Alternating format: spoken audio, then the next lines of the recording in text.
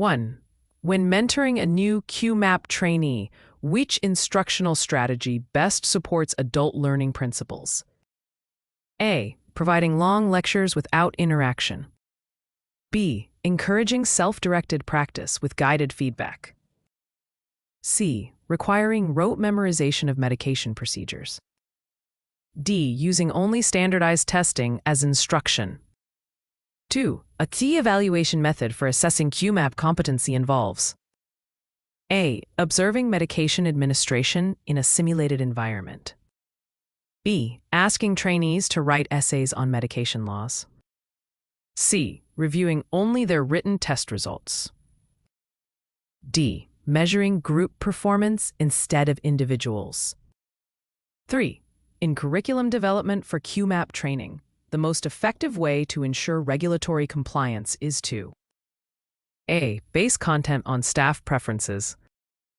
B. Align all instructional objectives with state guidelines. C. Focus exclusively on case studies. D. Use only peer-to-peer discussions. 4. Which communication strategy would best reduce errors when mentoring qmap candidates in medication documentation? A. Speaking quickly to cover more material. B. Using standardized terminology and encouraging clarifying questions. C. Allowing shorthand notes without verification. D. Avoiding discussion about common errors. 5. When designing assessments for qmap trainees, a best practice is to A. Focus solely on multiple choice testing. B. Incorporate both written exams and skills demonstrations. C. Avoid practical demonstrations to save time. D. Rely only on group discussions. 6. A qmap mentor notices a trainee struggling with time management during medication pass. Which adult learning technique is most appropriate? A. Assigning extra paperwork. B. Providing constructive feedback and allowing practice with real-time support. C. Ignoring the issue to avoid discouragement. D. Removing the trainee from medication pass altogether. 7. A qmap instructor wants to improve retention of regulatory requirements among trainees. The most effective curriculum strategy is to A. Distribute dense legal texts without explanation. B. Create interactive case-based scenarios linked to laws. C. Have trainees memorize statutes verbatim. D. Skip compliance material to focus on skills only. 8. During evaluation of a qmap trainee, the instructor should prioritize A. The trainee's ability to explain the 5 rights of medication administration during practice. B. The trainee's social skills in group activities. C. The trainee's handwriting style in documentation. D. The trainee's ability to pass unrelated knowledge tests. 9. Which mentoring approach aligns best with adult learning theory in qmap training? A. Telling trainees exactly what to do without explanation. B. Encouraging reflection on errors and self-correction. C. Using only lectures with no interaction. D. Assigning excessive homework without feedback. 10. When updating qmap training curriculum, which step ensures ongoing regulatory compliance? A. Reviewing the latest state medication administration standards. Using last year's curriculum without review. C. Allowing trainees to choose topics of interest only. E. Removing legal content to reduce training time. 11. A qmap trainee makes a documentation error. The best mentoring response is to A. Discipline the trainee immediately without explanation. B. Explain the error, model the correction, and allow retry. C. Ignore the error to keep workflow smooth. D. Have another trainee correct it silently. 12. In curriculum planning for qmap classes, which method ensures effective communication of medication error prevention? A. Using role-play scenarios involving common mistakes. B. Providing only lecture notes. C. Assigning chapters without discussion. Avoiding error discussions to prevent stress. 13. Which adult learning principle is most important when teaching qmap trainees about medication storage? A. Relevance to daily work practice. B. Passive listening. C. Memorization without application. D. Avoiding hands-on activities. 14. When evaluating qmap competency, which type of assessment provides the most accurate measure of readiness? A. Skills checklists during live observation. B. Peer popularity scores. C. Verbal quizzes alone. D. End-of-course surveys.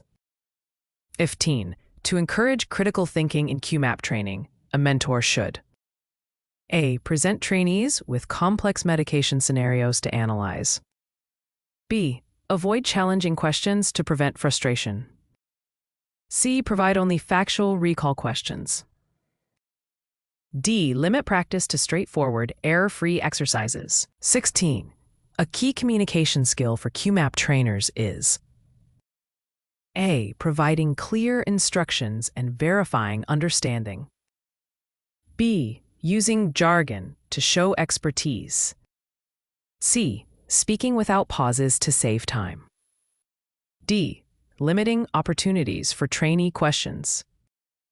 17. When designing evaluation tools for qmap programs, the best practice is to: A. Ensure assessments measure both knowledge and performance. B. Focus only on written test results. C. Use identical assessments for all healthcare roles. D. Avoid feedback to maintain objectivity. 18. The mentoring approach that supports professional growth in qmap trainees is: A. Offering ongoing constructive feedback and goal setting. B. Limiting feedback to final evaluations. C. Criticizing errors without suggestions. D. Allowing trainees to work independently without oversight. 19. In qmap curriculum development, ensuring alignment with adult learning principles requires: A. Integrating hands-on practice relevant to work responsibilities. B. Assigning random readings without context. C. Delivering long lectures without interaction. D. Excluding real-world examples. 20. When mentoring a qmap trainee in communication, which method reinforces compliance? A. Encouraging use of standardized forms and accurate reporting. B. Allowing free-form notes without review. C. Ignoring missed details in documentation. D. Prioritizing speed over clarity. 21. A qmap trainer designing a lesson plan should begin with: A. Defining measurable learning objectives based on state standards.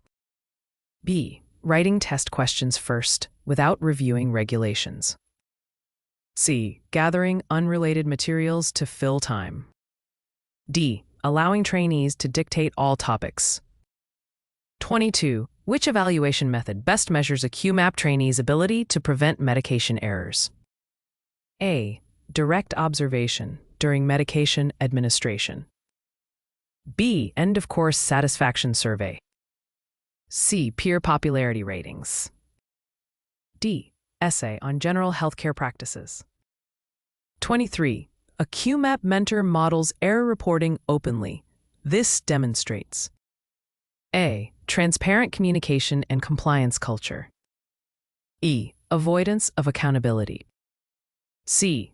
Overemphasis on minor details. D. Discouragement of self-reporting. 24. Which strategy helps ensure consistency in qmap curriculum delivery? A. Standardizing lesson plans aligned with state requirements. B. Allowing trainers to create content freely without oversight. C. Omitting regulatory content to shorten class time. D. Focusing only on theoretical material. 25. The 5 rights of medication administration are emphasized in qmap training primarily to: A. Reduce errors and support regulatory compliance. B. Make documentation more complex. C. Provide trivia for tests. D. Replace observation-based evaluations. 26. A qmap instructor wants to enhance engagement. Which method is most effective? A. Interactive simulations of real-world scenarios. B. Passive video watching without interaction. C. Reading regulations aloud with no discussion. D. Memorization drills only. 27. Which mentoring technique best develops confidence in qmap trainees? A. Providing gradual responsibility with support. B. Avoiding constructive criticism. C. Assigning independent tasks immediately without training. D. Focusing only on written rules. 28. The evaluation process in qmap training should primarily determine whether A. Trainees can safely and correctly administer medications. B. Trainees have memorized state laws verbatim. C. Trainees enjoy the training format. D. Trainees can pass unrelated exams. 29. In adult learning, qmap instructors should prioritize A. Application of knowledge to real-world tasks. E. Passive note-taking. C. Memorization without practice. Avoiding practical demonstrations. 30. A qmap trainer ensuring regulatory compliance must A. Stay updated on changes in state medication administration rules. B. Avoid reviewing policies regularly. C. Focus only on organizational preferences. D. Use outdated materials for convenience.